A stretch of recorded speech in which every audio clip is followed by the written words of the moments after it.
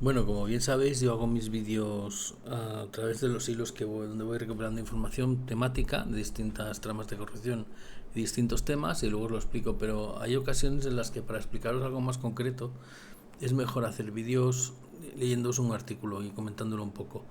Y son los dos vídeos que voy a hacer a continuación. Este se llama Relaciones Internacionales y os voy a explicar a través de la lectura de un artículo muy interesante del debate en qué consisten las relaciones internacionales de Zapatero, o en qué consistieron. Como bien sabéis, era el que llevaba en la sombra la Internacional Socialista, las relaciones con Venezuela a nivel internacional, no solo en conexión con España y con el gobierno de Sánchez, sino a nivel internacional, con China, con Rusia, con otros países, ¿no? De diversos temas. Era lo que se dice un emprendedor, pero a nivel mundial, ¿no? Ahora ya vamos entendiendo esto de la alianza de civilizaciones, ¿verdad? Pues el señor de la ceja, el que nos vendió la moto de que era muy moderado y tenía mucha templanza, mientras nos vendía la templanza hacía estas cosas, ¿no? Os lo voy a leer. La UDEF, este caso es la unidad de investigación de la policía, que ha resucitado gracias a ese tema, ¿no? O está en ello, mejor dicho. La UDEF traza el rastro internacional de la trama de Zapatero en 13 países, desde Bolivia, Perú y Venezuela hasta Dubái, pasando por Panamá y Suecia, o sea, medio mundo.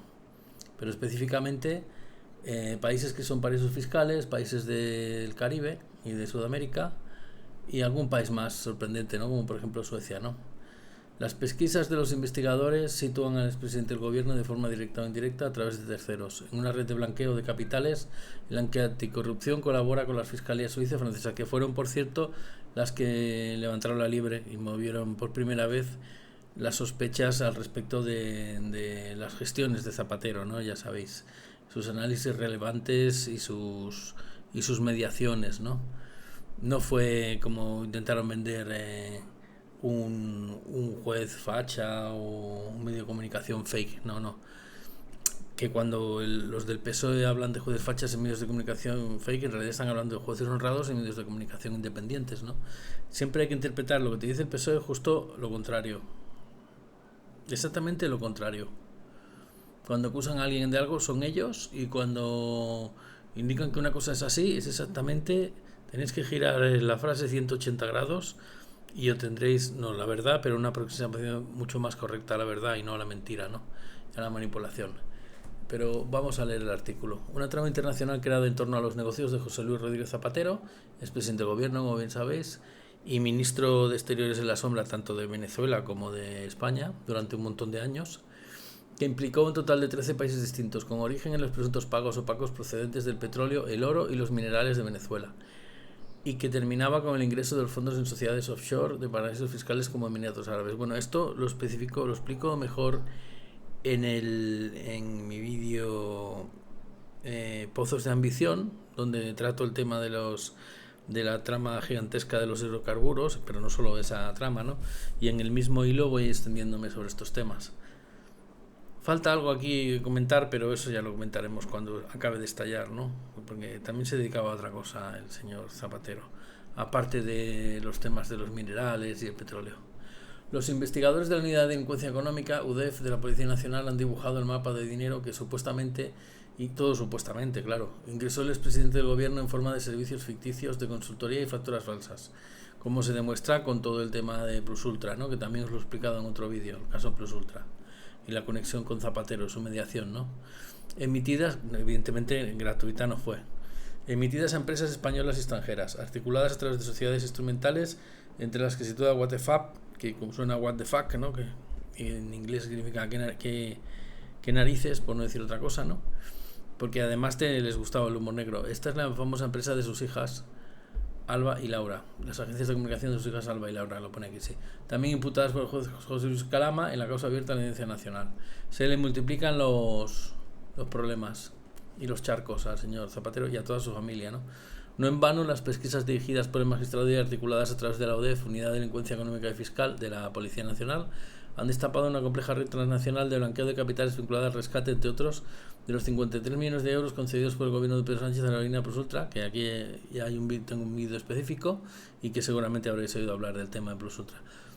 Os lo pongo al final, en vídeos relacionados. Durante la pandemia o además de los 112 millones entregados a Tubos Reunidos, empresa afín al PNV, Partido Nacionalista Vasco, determinante para la continuidad del actual gobierno en la vigente legislatura.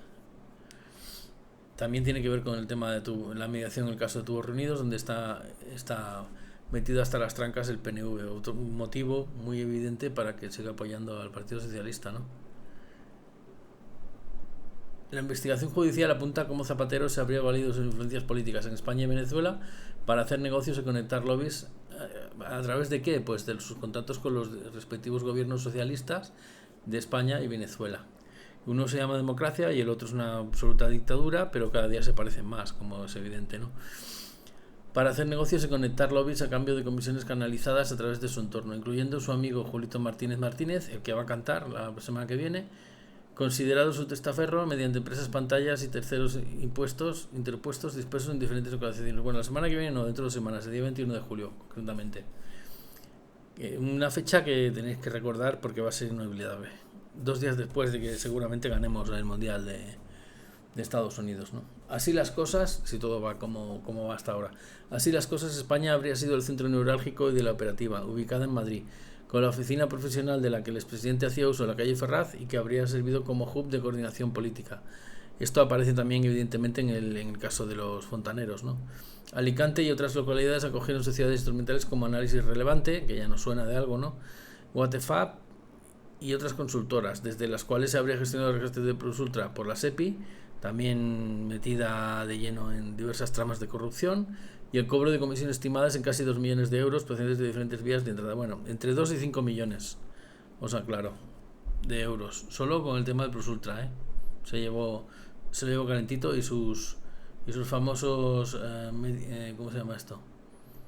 Sus famosos gestiones, no, sus famosos informes y consejos que bueno, ya lo veis, consejos vendo, pero para mí no tengo, ¿no?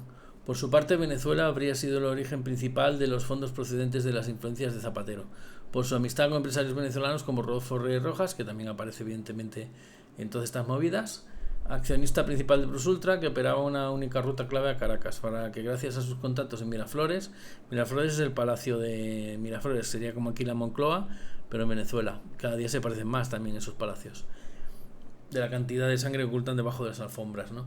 Habría intermediado permisos, aplazamientos de deudas y favores diversos.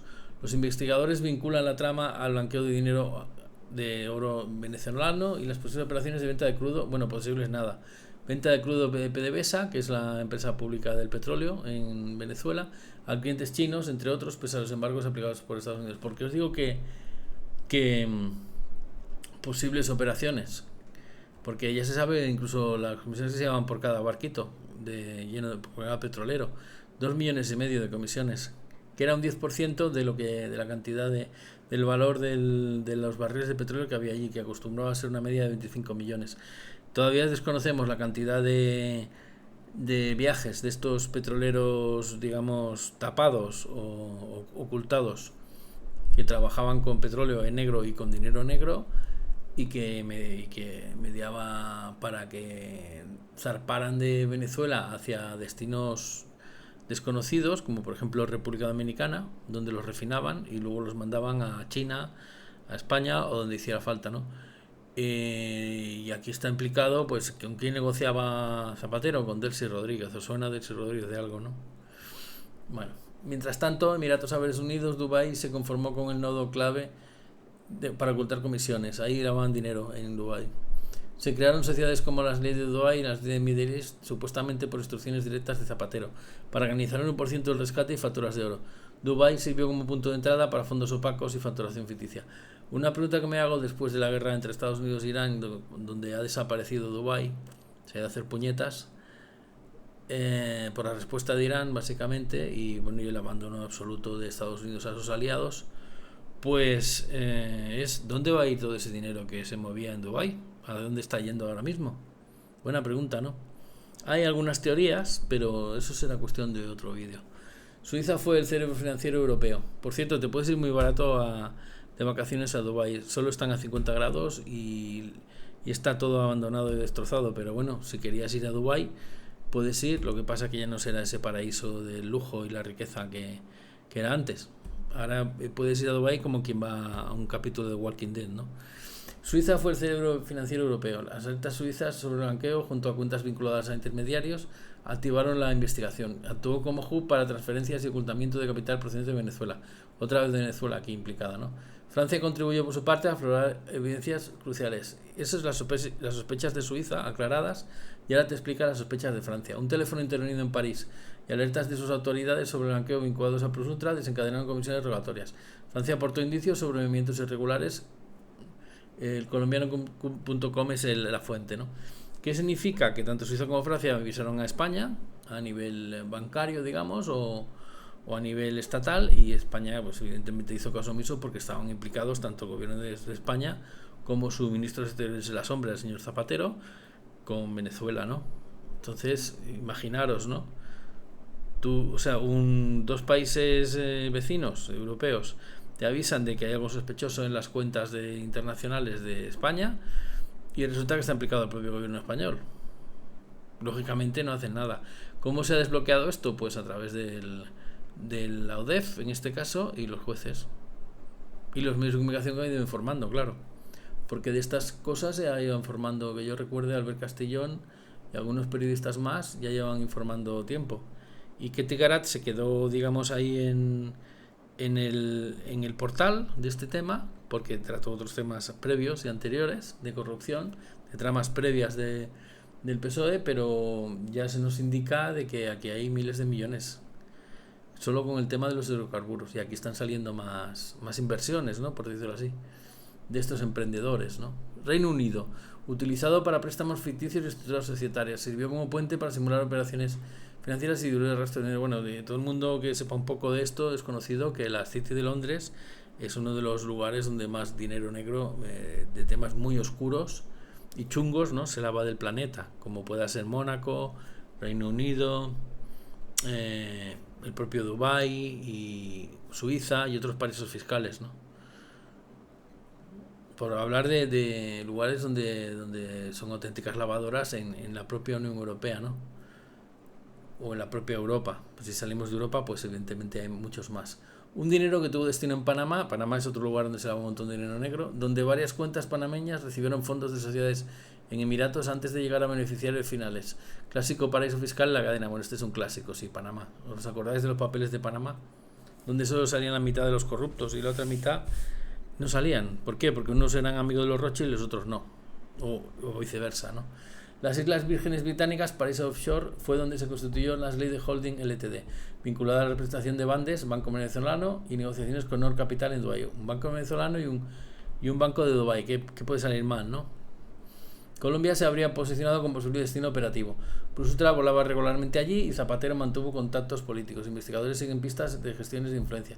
Al que México, punto de posibles gestiones políticas y operativas de la red, según fuentes de institución. Bueno, como bien sabéis, en Colombia no hay oro, o al menos no hay tanto oro como en Venezuela. No hay petróleo tampoco en esas cantidades.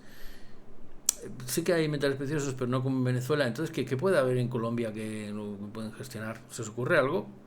No sé, yo pregunto. Y en México, pues lo mismo que Colombia, con el gobierno colombiano mexicano actual, de esta payasa amazona que lo único que hace es meterse con España cuando debería tener la boquita bien cerrada de toda la mierda que tiene también. Y Colombia, que hace poco saltó el Petro, ¿no? Perdió las elecciones. En Colombia se ha ido a la izquierda a hacer puñetas también, ¿no? Qué casualidad, ¿eh? Al igual que México, punto de posibles gestiones políticas y operativas de la red, según fuentes de la instrucción. China era una de las patas vinculadas a la venta de petróleo venezolano y posibles operaciones de influencia. ¿Por qué? Porque Venezuela tenía sanciones internacionales y China necesitaba del petróleo venezolano, igual que necesitaba del petróleo iraní. Entonces, en el caso de Venezuela, como no se lo podían meter directamente, pues montaron toda esta trama, que es anterior incluso al gobierno de Sánchez y posterior a la salida de Zapatero del gobierno español, ¿no? Y que ya empezó en la época de Hugo Chávez. ¿Y para qué? Para vender petróleo, saltarse las sanciones y montar operaciones de venta de petróleo con dinero negro a los países que lo solicitaran, o países que quisieran mancharse las manos, en este caso de negro, ¿no? Zapatero habría actuado como facilitador en acuerdos energéticos. Mientras Perú implicó a empresarios como los hermanos Bacar-Bulo en la red de blanqueo del oro venezolano. Estaba implicado Perú en el blanqueo del oro venezolano. Aquí viene a colación lo de la mina de Zapatero, que no es una leyenda ni un mito, es real, que el señor Maduro le regaló, no sé si fue Chávez o Maduro, creo que fue Maduro, le regaló una mina de oro completa, o mejor dicho, los beneficios de la mina de oro a Zapatero. Imaginaros lo que ha sacado de allí.